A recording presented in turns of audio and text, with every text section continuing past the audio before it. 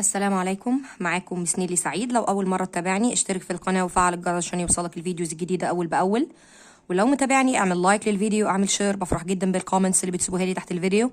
النهارده ان شاء الله هنكمل ديفيد كوبرفيلد، القصه بتاعت اولى اعدادي، وهناخد شابتر 5. احنا اخدنا 1 و 2 و 3 و 4. النهارده هنكمل شابتر 5. الشابتر بعنوان steer forth again، steer forth تاني. I had been through a lot that last couple of days and I deserved a good rest. أنا عانيت الفترة اللي فاتت ومحتاج راحة. ده ديفيد اللي بيتكلم. So I decided to visit London for a couple of days and go sightseeing. قررت أزور لندن كام يوم كده وأعمل جولة سياحية. I haven't been to London for a long time. بقالي فترة طويلة ما رحتش لندن. And I was sure that it had changed.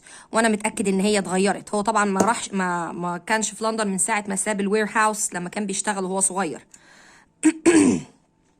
The last time I was in London was when I was working at the warehouse. اخر مره كنت هناك لما كنت شغال في المستودع. Now I am all grown up. انا دلوقتي كبرت and I was looking forward to visit very much. انا دلوقتي بتطلع جدا للزياره. I chose to stay at a hotel called the Golden Cross. اختار يقيم في فندق اسمه Golden Cross. It was a nice place وده كان مكان كويس. But unfortunately للأسف I was given a small dark room. عطوني أوضة صغيرة ضلمة. Although the room was not that nice, على الرغم من إن الأوضة ما كانتش كويسة. And a bit crammed with a small bed ومزحومة بسرير صغير wardrobe وكمان دولاب. I didn't bother to complain. ما اهتمتش إني أشتكي. That evening I was returning from the theater. كنت راجع من المسرح when I recognized اتعرفت على someone going into the hotel. حد داخل الفندق. I couldn't prevent from saying at once steer forth. كان steer forth. Do you remember me؟ فاكرني؟ He stared at me for a moment. Then he cried, good heavens, يا إلهي, it's little Copperfield. ده أنت يا Copperfield. I was so delighted to see him that I held both his hands. فرحت جدا إني شفته ومسكت إيديه الاتنين بإيديه. Saying, my dear Steerforth, عزيزي Steerforth, you have no idea how pleased I am to see you again. ما تعرفش أنا قد إيه مبسوط إني شفتك تاني. I remembered how much I had admired him. افتكرت قد إيه كنت معجب بيه. And all my love for him came back. وكل حبي ليه رجع تاني. I had to brush away the tears from my eyes. مسحت دموعي. Don't cry Copperfield, old boy. ما تعيطش يا Copperfield. I'm glad to see you too. أنا كمان مبسوط إني شفتك. What are you doing here؟ بتعمل إيه هنا؟ ديفيد رد وقال له I have just finished school. أنا خلصت دراسة and my aunt has sent me to London to look around before deciding on a profession. وعمتي بعتتني لندن عشان ألف كده قبل ما أقرر المهنة اللي أنا عايزة أشتغلها. What about your Steerforth؟ رد عليه Steerforth وقال له I'm studying at Oxford University. أنا بدرس في جامعة Oxford. But nothing exciting ever happens there. مفيش حاجة مهمة بتحصل هناك. That's why I am in London for a few days. عشان كده جيت لندن كام يوم. But it's boring here too. بس الدنيا برضو هنا مملة. Isn't it؟ مش كده؟ قال له in London. ديفيد بيقول له في لندن. I think it's wonderful. أنا شايف الدنيا زي الفل. قال له that's so much to do and see. ده في حاجات ياما الواحد يعملها ويشوفها. I have been to the theater. أنا رحت المسرح. The actors were excellent. الممثلين كانوا رائعين. David laughed. Steerforth, it does me good to see your fresh innocent face. نفعني جدا نشوفك واشوف وشك البريء. So full of excitement. وانت فرحان ومستمتع. Now let me see. Which room are you staying in؟ انت قاعد في انهي اوضه؟ قال له number 44. It's rather high up. قال له فوق خالص. I confessed. بعدين قال له they have put you in 44. حطوك في أوضة 44. I will soon change that. أنا هغير لك الأوضة دي. And when Steerforth complained to the manager. أول ما اشتكى للمدير. I was immediately given a large airy comfortable room on the first floor. عطوني أوضة تانية كويسة ومهوية في الدور الأول. Next to his جنب أوضته. That night I fell asleep though happily of the next few days. وقعدت الفترة اللي ديت مبسوط جدا لكام يوم which Steerforth اللي هيقعد فيهم Steerforth planning to spend together وهيقضيهم معايا.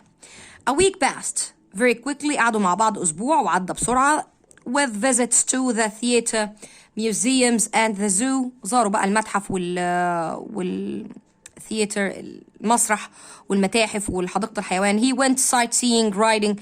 وراحوا كمان يتفرجوا على المعالم السياحية، ركوب الخيل، swimming وبوتينج وركوب القوارب. Steerforth was the perfect companion to have. كان أفضل رفيق ليا. And I admired him even more. وعجبت بيه أكتر كمان than before، أكتر من الأول. In fact I loved him with all my heart. كنت بحبه من كل قلبي. One day I said to him، في يوم قلت له You know Steerforth، تعرف يا Steerforth، I really must go and visit my mother's old servant Biggity. أنا لازم أروح أزور Biggity. She was very good to me when I was child. كانت طيبة معايا وأنا طفل. Yes ديفيد قال له تمام. I remember you told me. أنا فاكر أنت حكيت لي عنها. She lives in Yarmouth now. وهي دلوقتي عايشة في Yarmouth doesn't she؟ مش كده؟ ديفيد قال له why don't we، لا وكمان كمل وقال له why don't we go together. اقترح كمان ستيرفورث إن هو يروح معاه. Oh yes Steerforth, you would enjoy meeting her brother and all the family. هتفرح جدا بمقابلة عيلتها. They are very kind. هم طيبين good people. Even if they are only working people. فستيرفورث قال له هم كويسين حتى لو كانوا من الطبقة العاملة، يعني الطبقة الكادحة. بيتكلم ان هم يعني فقراء. Said Steerforth. I looked quickly at him to see what he meant. فديفيد بص له جامد كده عايز يفهم هو قصده ايه. But he was smiling at me. كان بيبتسم لي. So I knew he was joking. عرفت ان هو بيهزر. And I smiled too. أنا كمان ضحكت. We traveled to Yarmouth by coach. رحنا بالعربة. And when we arrived، لما وصلنا Steerforth stayed at a hotel. Steerforth قعد في فندق while I went to Park's house to find Biggity. وأنا رحت بيت Biggity. When I knocked at the door، لما خبطت على الباب Biggity opened، فتحت لي and didn't recognize me. ما تعرفتش عليا for a moment الأول وهلة. I had continued to write to her regularly. كنت بكتب لها بانتظام. But we had not seen each other for 7 years. بقالنا 7 سنين ما تقابلناش. And I was now no longer the small boy. ما بقتش الطفل الصغير. She remembered، افتكرت. But when she realized I was here Master David، لما افتكرت ان انا ديفيد، she sobbed and sobbed with delight. قعدت تعيط من الفرحة. holding me in her arms as she had always done. حضنتني زي ما كانت متعودة. soon she was calmer had it and was and we talked about the events of the last few years. قعدنا نحكي عن الأحداث بتاعت السنين اللي فاتت. I hear that she was very happy with Mr. Parkes too. عرفت ان هي كانت سعيدة مع Mr. Parkes اللي who however was ill in bed at the time. كان مريض في السرير الفترة دي. She was so pleased to see me that she insisted I should sleep at her house during my stay in Yarmouth. كانت فرحانة ان هي شافتني لدرجة انها أصرت ان انا اقعد في بيتها الفترة اللي هقعدها في Yarmouth. In the little bedroom she had always kept for me. في الأوضة الصغيرة اللي هي دايما كانت حايشاها لي. The next day I took Steerforth with me to visit Daniel Biggity. أخدت Steerforth ورحنا لدانيال Biggity. It was a dark and windy winter evening. كانت ليلة dark مظلمة والدنيا بتشتي. As we came closer to the old boat، لما قربنا من احنا فاكرين ان هما كانوا عايشين في قارب old boat. We heard happy voices and laughter inside. سمعنا أصوات بتضحك وفي صوت ضحك جوه. I opened the door and suddenly I was surrounded by Daniel, Ham and Emily. فتحت الباب ولقيت نفسي محاط بيهم كلهم all looking very surprised. كلهم مندهشين. Look it's Master David. ده David. Look how he is grown. He has grown. بصوا قد ايه كبر. And for a moment we were all shaking hands and talking and وبقينا بنسلم على بعض وبنضحك laughing at the same time. في نفس الوقت I didn't forget to introduce Steerforth. ما نسيتش ان انا اقدم لهم Steerforth. They welcomed him warmly as my best friend. ورحبوا بيه جدا عشان هو صديقي. Well دانيال بيجتي بيقول his large face بوشه الكبير المبسوط وبيضحك it's wonderful Master David that you two gentlemen have came here tonight of all nights. دي حاجة كويسة ان انتوا اخترتوا النهاردة من كل الايام التانية. قال له ليه بقى؟ قال له the best night of my life. النهاردة احسن ليلة في حياتي because tonight my little Emily. النهاردة Emily وبعدين هنا بيقول لي and he took Emily's small white hand in his rough red one. حط ايديها في ايديه and placed it on his heart وحطها على قلبه. has agreed to become Ham's wife. وافقت ان هي تبقى مرات هام. I congratulate you with all my heart. Steerforth قال لهم بهنيكم من كل قلبي. without وهو بيكلم هام without taking his eyes off Emily من غير ما يشيل عينيه من على Emily. Who was blushing prettily اللي كانت بتحمر خجلا. Master David knows how I love this girl. ديفيد عارف انا بحب البنت دي ازاي. ده دانيال اللي بيقول and my dearest wish was for her to have a good husband to take care of her. وكانت امنيتي ليها انها تتجوز راجل يهتم بيها. and there is no one I trust more than Ham. مفيش حد اثق فيه اكتر من هام. he is only a rough sailor like me. هو بحار زي rough خشن يعني. but he is honest أمين and sincere ومخلص and I know she will come to no harm while he lives. وأنا عارف إنه هي مش هيحصل لها أي حاجة وحشة طول ما هو عايش. meanwhile Ham was blushing too. هو كمان أحمر خجلا. I didn't know what to say. ما كنتش عارف أقول إيه. unsure whether I still love Emily. ومش متأكد إذا كنت لسه بحب Emily. and was therefore jealous of Ham. وبالتالي هبقى غيران من هام. or whether I was glad they were going to be happy together. ولا ممكن أكون فرحانة عشان هم هيبقوا مع بعض مبسوطين. but Steerforth always knew the right thing to say. بس Steerforth كان دايما عارف يقول إيه. and with a few well chosen words he made us all feel much more comfortable. وكلمتين حلوين منه خلى القعدة كويسة. we spent the rest of the evening قضينا بقية الليلة very pleasantly telling stories. عمالين نحكي حكايات and singing songs وبنغني أغاني. and it was midnight. جه بقى منتصف الليل. and Steerforth and I left the old boat. سبناهم بقى ومشينا. well Steerforth to me as walk. وهم ماشيين Steerforth راح قايل what a lovely girl and what a coarse young man she is engaged to. البنت الحلوة دي هتتجوز الراجل الرف ده الفظ يعني. I was shocked by these unexpectedly cold words. اتخضيت من كلمتين ودول البايخين دول. but when I turned to him I saw him smiling. بس لما التفت لقيته بيضحك فافتكر ان هو بيهزر يعني. I replied warmly. رحت ردد عليه oh Steerforth you pretend to laugh at people who are poorer or less educated than yourself.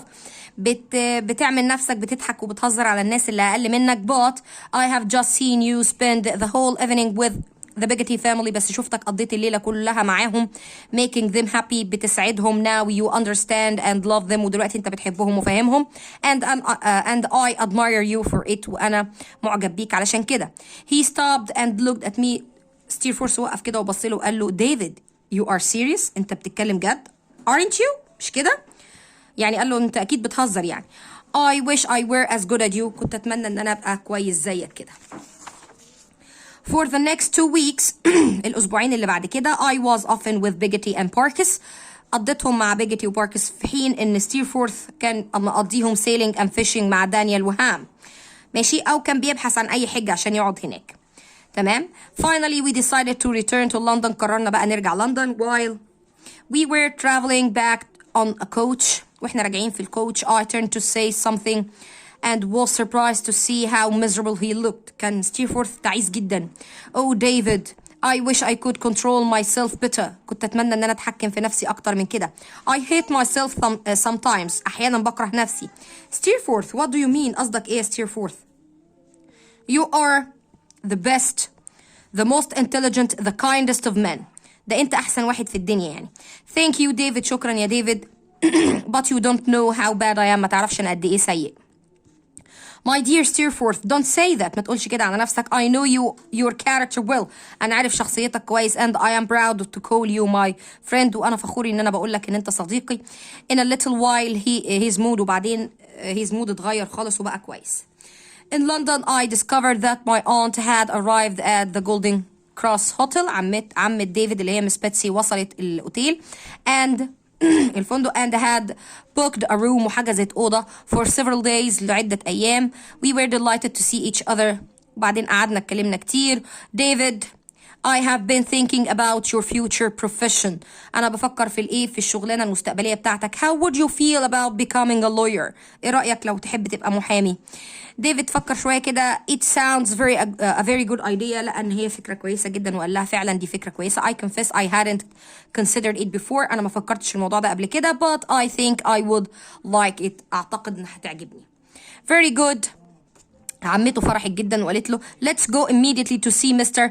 Spenlow. تعال نروح نقابل Mr. Spenlow. مين بقى Spenlow ده؟ قال لي he is a partner in an important law firm. في شركة، هو شريك في شركة محاماة كبيرة. and I think he will agree to train you. وأعتقد إنه هيوافق على تدريبك. we will have to pay him. بس طبعا لازم ندفع له. but after several years بعد شوية سنين كده you will be properly trained. هتبقى متدرب كويس. trained lawyer، محامي متدرب كويس and be able to earn your own money. بساعتها تقدر تكسب فلوسك بنفسك. تمام. وبعدين راحوا الاثنين my aunt paid Mr. Spenlow's firm. دفعت للشركة بتاعت Spenlow 1,000 pounds 1000 جنيه عشان يدربوا. ووعد طبعا he promised to work hard. وعد عمته انه هيشتغل بجد عشان يبقى successful lawyer. تمام. وقبل ما ترجع دوفر my dear aunt عمته عملت ايه؟ قال لي returned a small flat for me. أجرت لي شقة صغيرة at the top of a house في قمة بيت أو أعلى بيت near the law courts قريب من ايه؟ من مجمع المحاكم. and I moved to in it at once. وانتقلت لها على طول. at first it seemed very exciting walk through the busy streets after a long day in the courts or at Mr. Spenlow's dusty office. كان بيقضي وقت بقى في الشوارع أو في المكتب بتاع سبينلو المطرب ده. I know I had my own home to return. وكان فرحان إن عنده بيت يرجع له. but when I had، بس هو طبعا بعد ما بيطلع البيت فوق بيلاقي إنه هو my flat looked empty، فاضية ما فيهاش بني آدمين and depressing ومحبطة. ولذلك after 2 days of loneliness، بعد يومين من الوحدة I was glad to receive my visitor. كنت مبسوط ان انا قابلت الزائر الاول اللي جاني اللي هو مين؟ طبعا ستيرفورث. and because I was so happy to see him I invited him and 2 friends of his to dinner the next evening. وكنت فرحان فعزمته على العشاء هو و2 صحابه. تمام. ابتدى بقى راح جاب bottles of wine وجاب اكل جاهز cooked dishes of chicken and fish من الريستورانت وتشيز وفروت وصرف فلوس كتيرة جدا much money. تمام. I spent. ولكن بعد ما جاله ستيرفورث and the friend arrived I soon became more cheerful. بقيت مبسوط. والبارتي كانت great success. البارتي كانت، الحفلة كانت ناجحة يعني.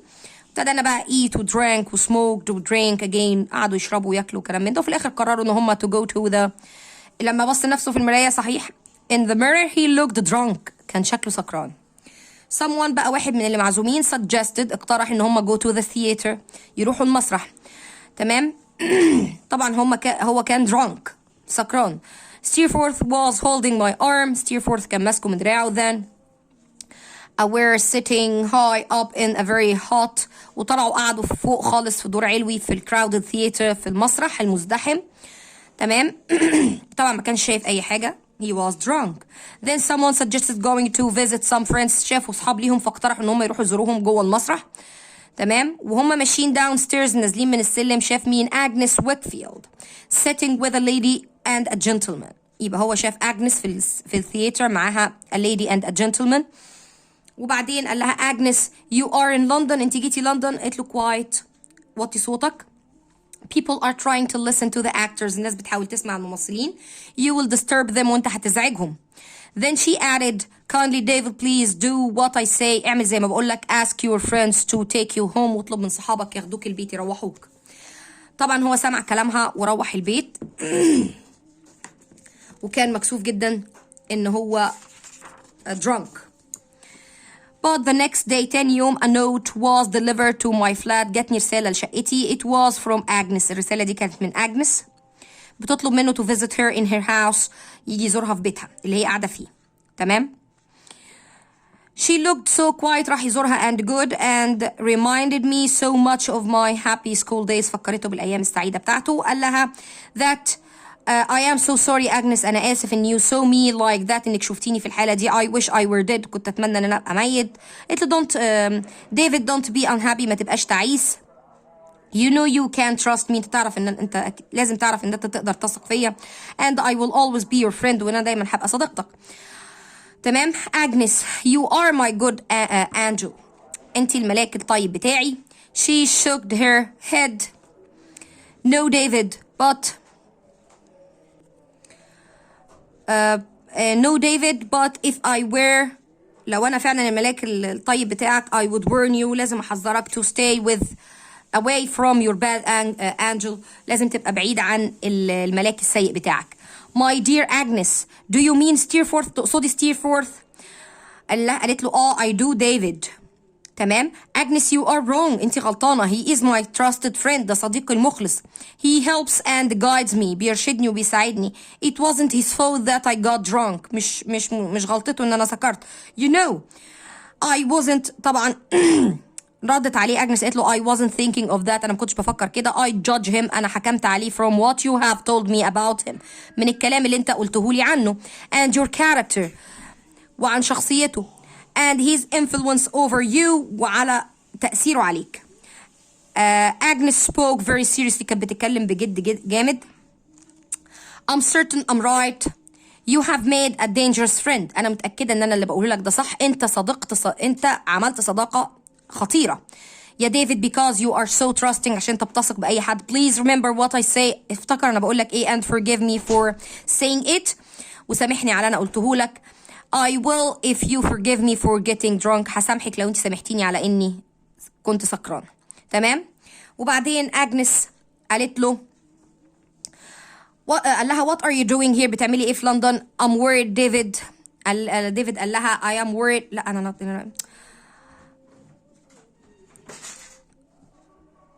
then have you seen Uriah Heep؟ اجنس قالت له ما شفتش يوريا هيب اللي هو المساعد بتاع باباها.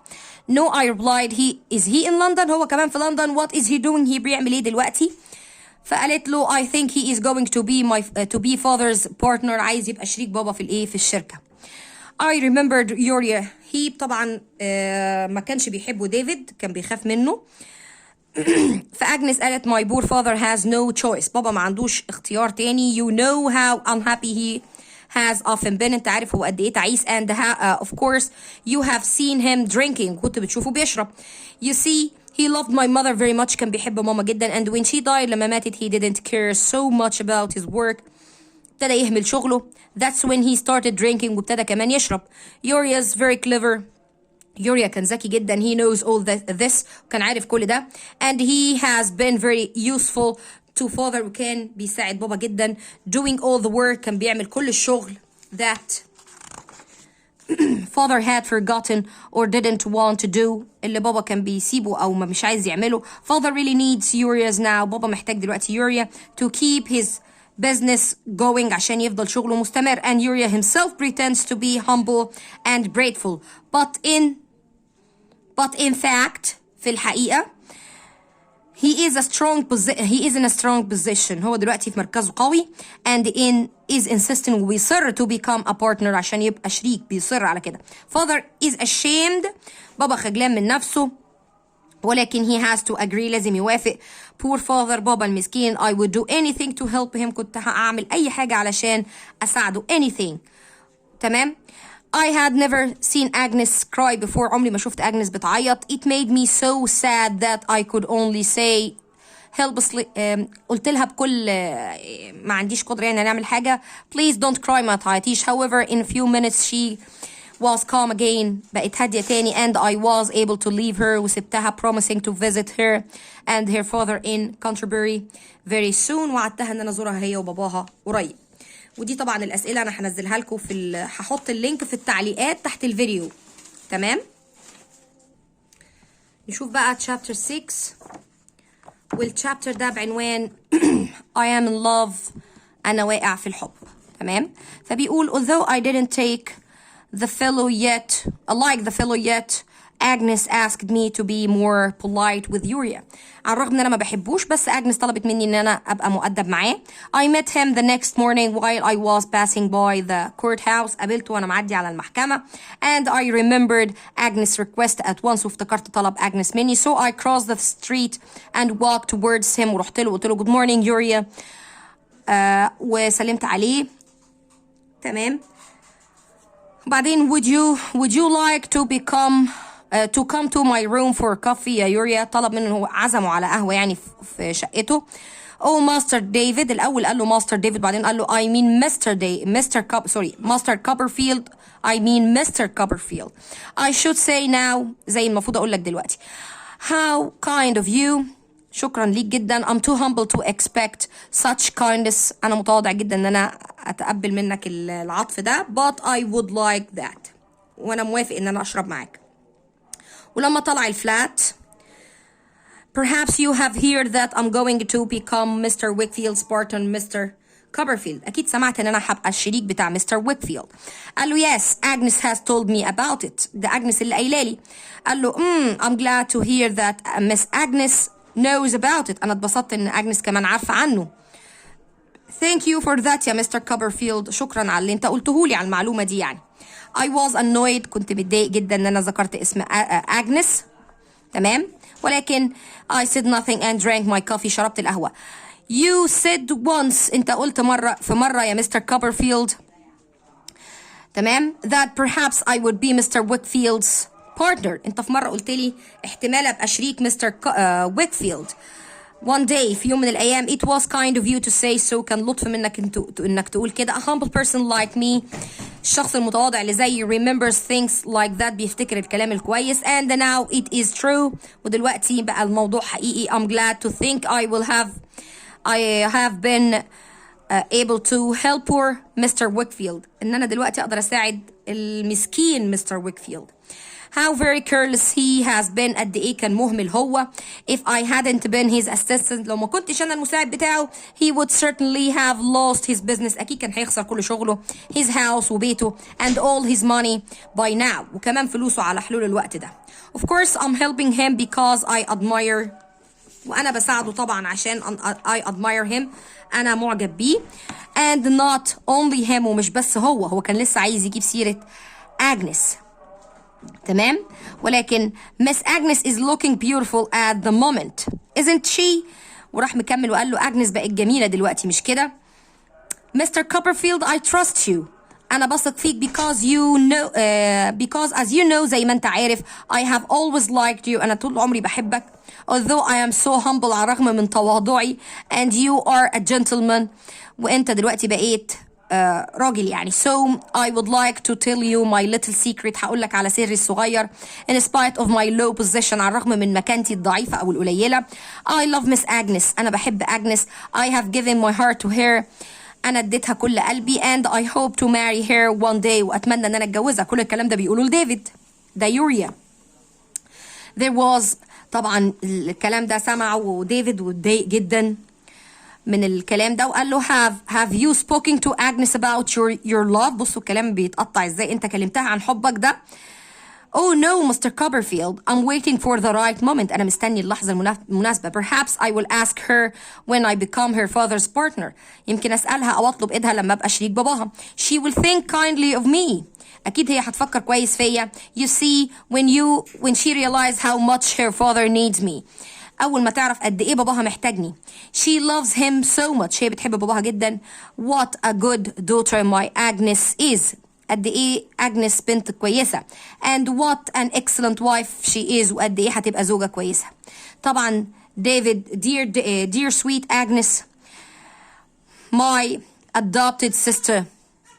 بيقول ديفيد بيقول أختي بالتبني يعني. I didn't know any man good enough to be her husband. أنا مش شايف إن في أي راجل مناسب كفاية إنه يبقى زوجها. could she ever marry this worthless insect. ينفع تتجوز الحشرة دي. when Uriah left my flat. لما مشي Uriah I spent a sleepless night worrying about what I should do. قضيت ليلة مش عارف أنام من كتر ما بفكر أعمل إيه. in the end I decided to say nothing to Agnes. قررت ما أحكيش لأجنس أي حاجة عن Uriah's plan. عن خطة يوريا as she already had enough to worry about. هي عندها اللي مكفيها يعني. a year had passed. عدت سنة. I first started work in Mr Spenlow's firm. بعد ما قعدت أتمرن في شركة سبينلو. I often went to court with him. كنت بروح كمان معاه المحكمة. and began to understand the details of some of the most difficult cases. وابتديت أفهم تفاصيل بعض القضايا الصعبة. Mr Spenlow was kind to me. كان كويس معايا. and occasionally talked to me. وكان أحيانا بيكلمني not only about law. مش بس في القانون but also about other matters. في مسائل تانية. I discovered that his wife had died. عرفت إن مراته ماتت. and he had lived in a large country house. كان عايش في بيت كبير في الريف just outside London. برا لندن with his only daughter. مع بنته الوحيدة. and her paid companion ومع المرافق بتاعها مرافقة بتاعتها. One day he invited me to his house for the weekend. عزمني في مرة في عطلة الأسبوع في بيته. And I accepted gratefully. وافقت. So on Friday evening في ليلة بالليل يوم جمعة Mr. Spinlow, Scotch and horses drove us to the house. ركبنا ورحنا بيته.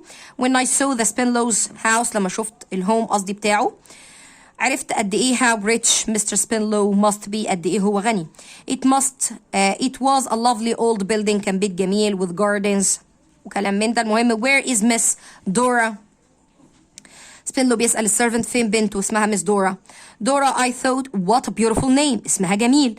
We went into the sitting room رحنا قعدنا في غرفة الجلوس تمام.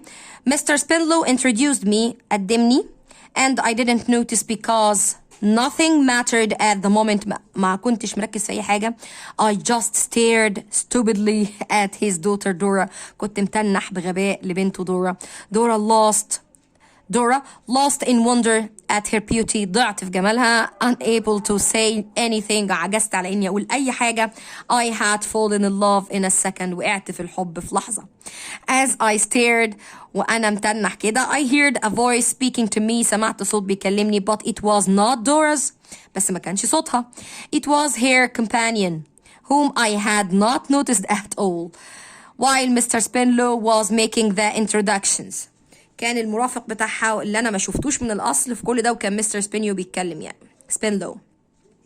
When I saw that the companion was Miss Murdstone. طن بصوا بقى مين الكومبانيون مين الست اللي واقفة معاها اللي بتعملها Miss Murdstone. فاكرين مس ميردستون أخت مستر ميردستون اللي اتجوز مامته. I was surprised. أنا اتفاجئت. Certainly, but nothing could take my attention away from Dora for more than a second or two. بس ما فيش حاجة عرفت تضيع تركيزي من دورا لمدة ثانية أو اتنين.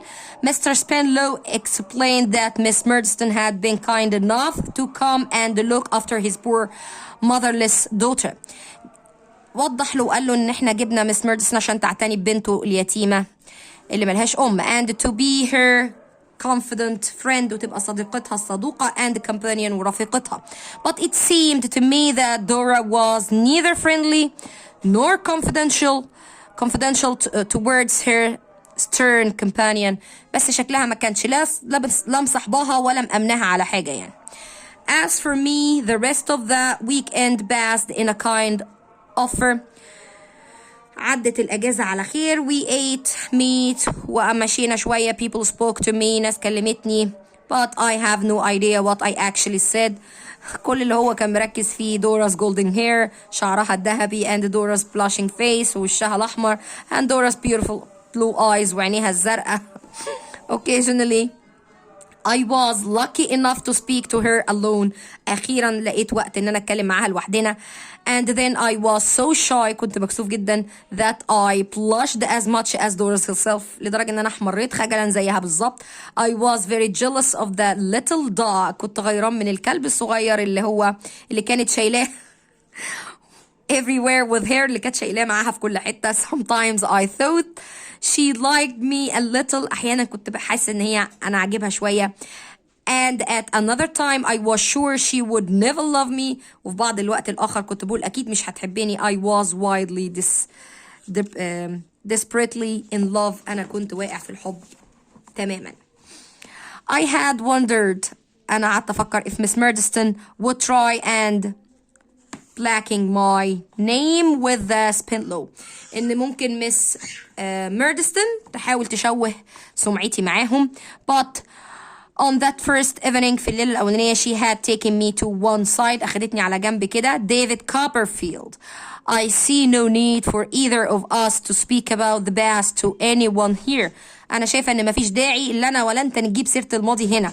I imagine that we agreed on that. إحنا اتفقنا على ده. فرد عليه وقال لها certainly ma'am. أكيد سيدتي we agreed to that. أكيد موافق على اللي أنت بتقولوه. Though I shall never change my opinion of you. عمري ما هغير رأيي فيكي. I put Miss Murdstone out of my mind. طلعتها من دماغي خالص. And for several weeks after meeting Dora وبعد أسابيع من مقابلتي دورا I lived in a dream. كنت عايش في حلم. I did my work automatically and I never stopped thinking of her. كنت بعمل الشغل كده بشكل اوتوماتيكي يعني، وما كنتش ببطل افكر فيها. The greatest happiness I could imagine. فرحتي الكبيرة was being engaged to Dora. ان انا اخطب دورا. I dared not hope that one day we would be married. عمري ما كنت اقدر حتى اتخيل ان احنا ممكن نتجوز. While walking around London one day, واحنا ماشيين في لندن في يوم, hoping to meet Dora, بتمنى اقابلها. I met my old school friend Tommy Traddles. قابلت Traddles صاحبي. He was living in the city like me. كان عايش في المدينة زيي, and was also studying to become a lawyer. وكان بيذاكر عشان يبقى محامي. I arranged to visit him. رحت زرته. The next day he lived in one room في برضه rented house in a very poor part of the city, في مكان فقير من المدينة. His room was very small and almost empty. Copperfield, I'm glad to see you. أنا مبسوط إني شفتك. You can see I haven't got much furniture. أنت شايف إن أنا ما عنديش عفش كفاية. But I'm hoping to earn more money. بس أتمنى إن أنا أكسب فلوس أكتر later when I have finished my studies. لما أخلص دراسة. Didn't you have a rich uncle Traddle? مش كان عندك عم غني؟ قال له yes but I have always been unlucky. You know, انت عارف انا دايما كنت قليل الحظ. He decided he didn't like me. عمي قال ان انا ما بيحبنيش يعني. So he didn't have me anything when he died. ما سابليش حاجة لما مات.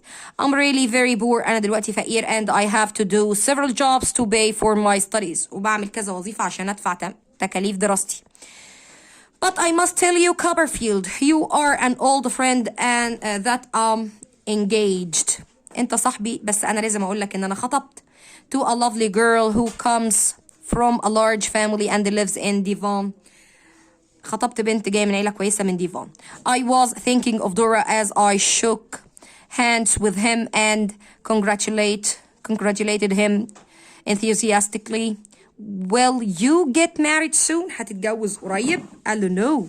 She's very poor too. هي كمان فقيرة. So we will have to wait a long time. هنستنى فترة طويلة until we have saved enough money. لحد ما نحوش فلوس كفاية. She is such a dear girl. Copperfield, she says she will wait for me until she is 60. بتقول هتفضل مستنياني حتى لو وصلت لل60 if necessary. لو لازم يعني. And I am quite happy here with the old people who rent the house. وانا مبسوط مع الناس اللي مأجرين لي البيت. The Makeovers are very kind. بيقول له عيلة الميكوبرز. فاكرين الميكوبرز اللي كانوا برضو واخدينه ومأجرين له الأوضة؟ Who did you say? انت بتقول مين؟ The Makeovers? I know them. أنا عارفهم. Just then Mr Makeover himself knocked at the door and entered. خبط ودخل. His stomach was a little fatter. بطنه كانت عنده كرش يعني. And his face a little older. ووشه كبر كده before. But he looked as confident as ever. برضو شكله واثق من نفسه. I went up to him and shook his hands. How are you, Mr. Makeover? Do you remember me? Is it possible? Can it be? Have I the pleasure of seeing my old friend Copperfield again? انت يا Copperfield شفتك تاني. He turned ونده وقال my dear come and meet this gentleman my love. تعالي نده على مراته ولا تعالي قبلي الراجل ده. When Mrs. Makeover came in she was also delighted to see me. مراته طبعا اتبسطت لما شافت ديفيد. تمام.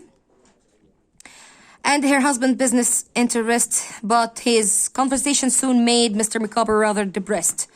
المحادثة بتاعته خلته تعيس. فبيقول لك you see Copperfield, nothing had turned up yet. مفيش حاجة حصلت لسه. Sometimes I wonder whether anything ever will turn up. مفيش حاجة كويسة هتحصل. I can pay for our food or even our water. أنا مش عارف أدفع للأكل ولا الشرب. It's hard enough for me to accept the situation. من الصعب علينا نتقبل الوضع. But now I can expect my dear wife to live like this.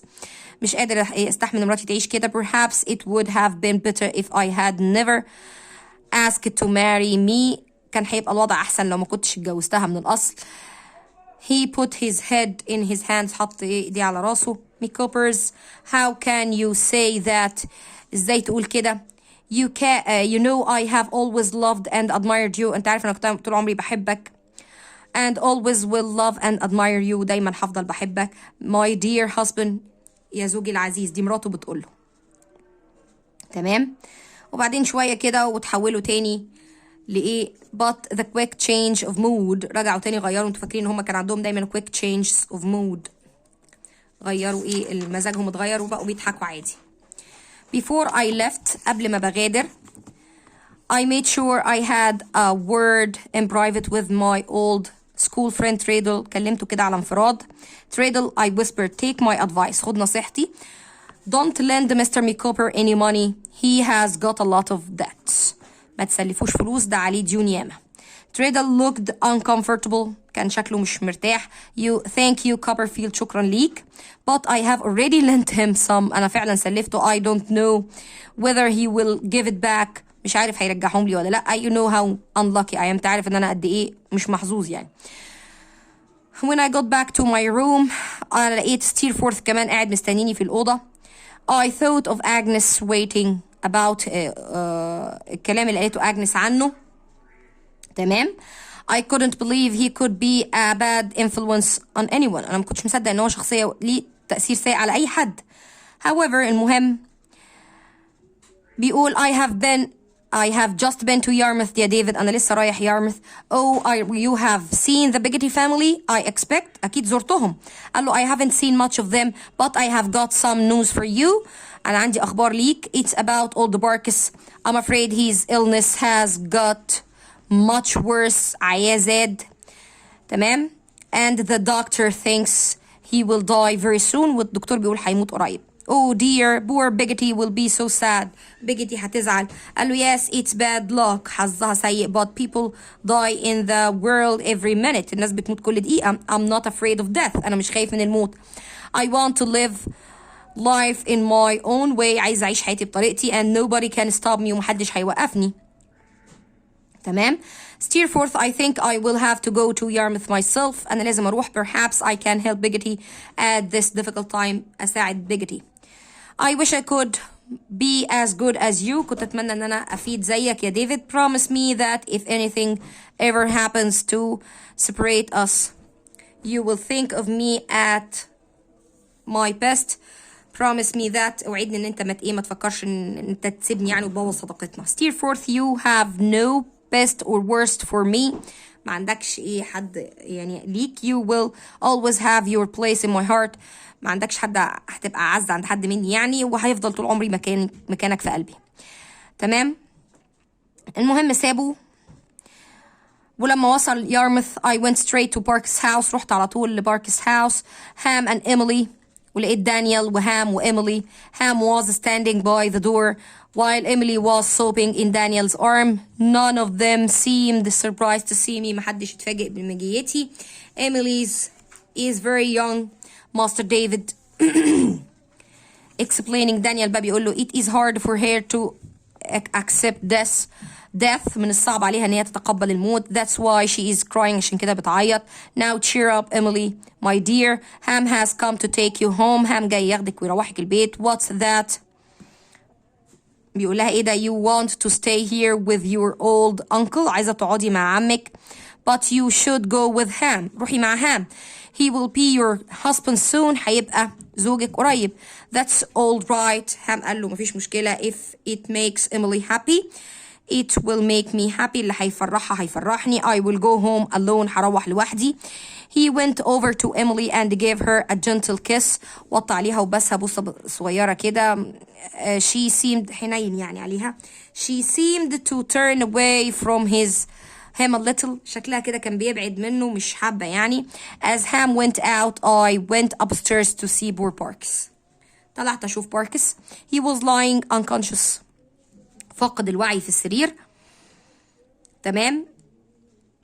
طبعا بيجري أول ما شافته كانت فرحانة جدا. Delighted. This she turned. وبعدين Parkes my dear.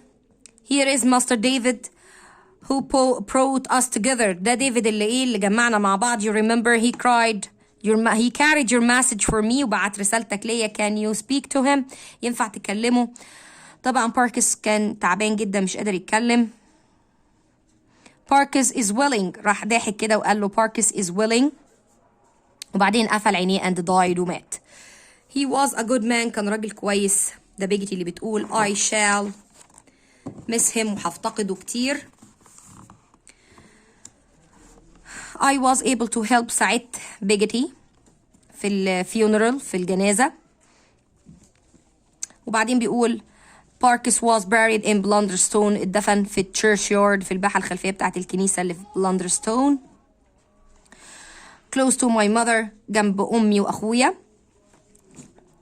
وبعدين Parkes had saved quite a lot of money which he had left to Biggity and Daniel. Parkes كان محوش فلوس سايبها لبيجتي ودانيال. So I knew that Biggity would not need to work in the future. وعرفت إن بيجتي مش محتاجة تشتغل بعد كده في المستقبل. تمام. One day before the funeral راحت هي كمان arranged to meet قابلته عند الأولد بوت. It was my last evening in Yarmouth. كان آخر يوم ليا في يارموث قبل ما أرجع للندن. ولما وصلت كنت surprised إن أنا شفت هام and Emily were not there. ما كانوش هناك. Biggity was feeling more cheerful now and Daniel was talking to her. Just then Ham came to the door. Master David come outside a minute. طلب من ديفيد يجي برا. قال له would you بعدين هام what's the matter ايه اللي حصل. ماستر ديفيد وهو بيعيط I have never seen such a strong man cry like that before. ما شفتش راجل بيعيط بالطريقة دي قبل كده. قال له it is Emily. قال له دي Emily. I would have died for her. كنت أموت نفسي علشانها. I love her with all my heart. بحبها من كل قلبي. But she has run away. هربت and worse than that. وأسوأ من كده كمان. Oh how I wish God had saved her from this ruin. كنت أتمنى أن ربنا ينقذها من الدمار ده. I shall never forget. مش قادر أنسى منظره. You are educated Master David. You know how to express yourself. Help me. How can I ever explain to him he loves her even more than I do. بيقول له انت متعلم عني. انت تقدر تعبر اكتر مني. ساعدني ازاي اعبر له ان انا بحبها اكتر منه. I saw the door open and tried to stop Ham speaking. حاولت اوقف كلام اخلي هام يسكت بس كان متأخر لان دانيال Biggity came out and he saw us. شافنا وسمع كل اللي اتقال. تمام. ووشه اتغير كده and he pulled us both back inside وسحبنا ودخلنا الأوضة تاني جوه. I find myself with a letter in my hand which Ham had given me. هام اداني رسالة في ايدي. Read it sir. اقراها يا سيدي. وبعدين قال له read it slowly please. اقراها بالراحة من فضلك. Dear Ham عزيزي Ham please forgive me for running away and leaving you. سامحني عشان هربت وسبتك. When you see this I will be far away. لما تشوف الرسالة دي هكون بعدت جدا. I shall never return to my dear home unless he marries me. مش هرجع بيتي إلا لما يتجوزني. And brings me back as a lady. ويرجعني كسيدة. Oh I am so sorry so ashamed. أنا أسفة وأنا خجلانة جدا. I know this will break your heart. أنا عارفة إن ده هيكسر قلبك but believe me صدقني I am not good enough for you. أنا مش كويسة كفاية ليك. I am too wicked. أنا سيئة. Tell uncle I will always love him. قول للعمي إن أنا هفضل أحبه على طول even if he can never love me again. حتى لو ما قدرش يرجع يحبني تاني. And I will always think of you. هفكر فيك دايما dear Ham عزيزي هام. If you hate me for what I have done. لو كرهتني على اللي أنا عملته forgive me. أرجوك سامحني and goodbye ومع السلامة. طبعا دانيال زعل جدا. دي إيميلي اللي كاتبة الرسالة ديت. Who is the man. مين الراجل اللي هربت معاه. I want to know his name. عايز أعرف اسمه. هام quickly رد عليه وقال له I fell on to a chair. لقيت الرسالة دي على الكرسي. Don't listen Master David. ما تسمعش. We don't blame you for it. احنا مش بنلومك على اللي حصل. A gentleman has been here very often recently. الراجل ده جه كتير الأيام دي في البيت عندنا. Tell me. قال له قول لي is his name Steerforth. هو اسمه Steerforth. Is it is. قال له أيوة هو اسمه Steerforth. And I am sorry Master David but he is the wickedest man I have ever known. ده أكتر واحد سيء أنا شفته في حياتي. بعد دقيقة I wish I would drowned him when I had the chance. دانيال بيقول له يا ريتني غرقته لما كان عندي الفرصة but it is too late now. الوقت اتأخر. There is no space for me here. مفيش مكان ليا هنا. peace قصدي مفيش اطمئنان ليا هنا. while my dear girl is away وبنتي بعيد. I am going to look for her. هدور عليها and bring her back home وارجعها البيت. Don't any of you try to stop me. محدش يوقفني. Ham, you must stay here in Yarmouth. Keep a light always burning. سيب دايما ضوء مشتعل in the window of the house. في شباك من البيت. So that if the poor girl لو البنت رجعت she can find her way home. تلاقي طريقها للبيت. تمام. across the sand. I'm going to London and France. هروح ادور عليها في لندن وفرنسا and all over the world وفي كل العالم لو تطلب الامر. I am prepared to spend my whole life traveling until I find her. هفضل ادور عليها لحد ما الاقيها. If anything happens to me, if I don't come back, tell her I forgive her. لو حصل لي حاجة أقول لها إن أنا سامحتها. Tell her my love for her is unchanged. حبي ليها مش هيتغير. And although we all tried to persuade him to stay. حاولنا كلنا نقنعه ولكن هو مرضيش. بعدين if anything happens to me, if I don't come back, tell her I will forgive her. بيفتكر ديفيد الكلمات اللي قالها. وبكده نكون خلصنا chapter 6. تمام. انا هنزل الاسئله بتاعتها على الجروب وهنزل اللينك بتاع الاسئله تحت الفيديو في التعليقات. تمام. كان معاكم مس نيلي سعيد. لو عجبك الفيديو اعمل لايك للفيديو، اعمل شير. بفرح جدا بالكومنتس اللي بتسيبوها لي تحت الفيديو. اتمنى ان انا اكون قدرت اساعدكم. السلام عليكم ورحمه الله.